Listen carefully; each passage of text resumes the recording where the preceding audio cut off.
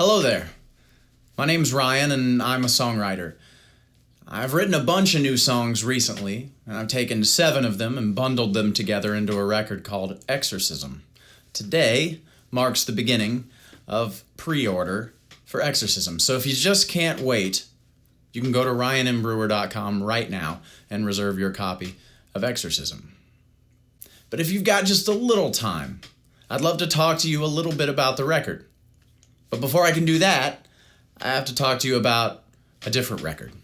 In the spring of 2017, I wrote and recorded and released an album called Adorcism. I was a different guy then. I was in a different headspace. I was in a funk, as I used to call it then. I've since moved on to calling it depression.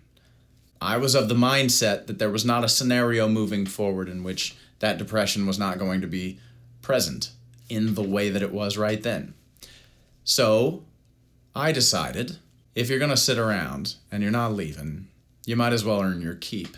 So I teamed up with the depression and wrote a really sad record called Adorcism.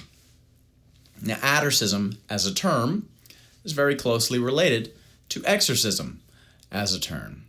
Exorcism, as we know from religious and pop culture, is, that process of removing demons or outside spirits from the possessed. Adorcism is kind of the opposite of that. Adorcism is perhaps the recognition that there's something that you could learn from having this demon around. There's something that you could accomplish with this spirit possessing you that you wouldn't be able to accomplish otherwise. So, if Adorcism is all about inviting your demons in for a cup of coffee and a co-write, then Exorcism is about dressing your demons up in their Sunday best and sending them out into the world with their marching orders. I'm really proud of the record that came about as a result of this process, and I think you're going to like it. And if you can't wait, you can go to ryanandbrewer.com right now and reserve your copy of Exorcism. But if you've got just a little more patience you can muster, I'd like to talk to you about what that record's going to look like when you do receive it. Something that's been weighing on my mind for a while now is the physical disc, the CD, as a means by which I distribute my music. I don't know of nearly anybody who sets their alarm on release day and gets up and runs to Best Buy or Target or wherever you can still buy CDs to buy CDs. I know people who do that with vinyl, but the CD, not so much. I do, however, still know of several people who buy CDs regularly, and they do so primarily from independent artists. I think there are 2 camps of people who do this, and I love them both. The first camp are people that just want to support the music. They believe in the music, and they want to ensure that that artist is going to be free to continue making that art. I love you people. The second camp are interested in supporting the art, yes, but also they want something tactile in return. They want the lyrics, the liner notes. They want the artwork. They want to be able to hold something. I love you people as well. But the CD, the physical disc, is never the focus of that, right? It's the lyrics, the liner notes. It's not the actual physical disc itself. So, how do I cater to both these camps at the same time? Exorcism is going to be released as sort of a choose-your-own-adventure novel. Or, for those of you into Fight Club and people after my own heart, it's like Project Mayhem. You're going to decide your own level of involvement. If, for example, you don't like to buy records, you like to pay for a monthly service to Spotify or Apple Music or wherever and listen to your heart's content, by all means, this record will be on all streaming outlets.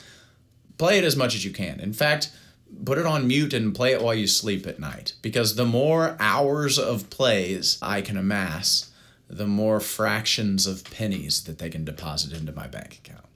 Now, if you're a person who prefers to pay for music a la carte, if you like to buy records as you go and you like to download those songs and put them on your device or your hard drive so that you can listen to them even when your Wi-Fi sucks or Spotify's down, by all means, do that. When you pre-order from ryanandbrewer.com, you're going to get Relative Roses and Aphrodite immediately. And then, on 7/28, when the rest of the record releases, you'll get high-quality audio files of the rest of the songs as well.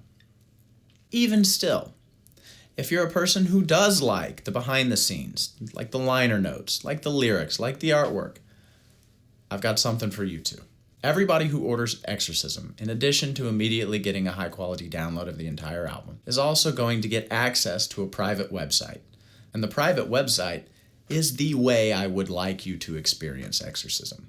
Each song will have its own icon, each icon will be connected to its own page, and each page is a unique representation of a song on the record. Some of them have liner notes, some of them have behind-the-scenes anecdotes, some of them have lyrics, some of them are just fun to look at. So, you're going to be able to give your other senses something to do while you're listening to the songs and thinking about the story being told, because that's the most important part of this.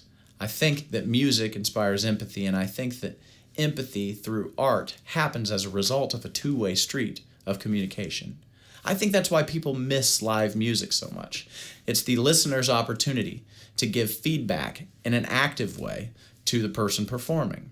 I think up to this point that recorded music has failed to facilitate that two-way conversation. Exorcism is going to be a little different. You listen to the record, you scroll down a little bit, and there's going to be a writing prompt there. I'd love to know what the record made you think, what the record made you feel. And that's the thing that I'm looking most forward to with this record. I've already written the songs, I've already recorded them, and once they're released, you'll have had the opportunity to listen to them. Then, it'll be my turn to listen to you. And that's exciting. Until then, thank you for listening. I appreciate you.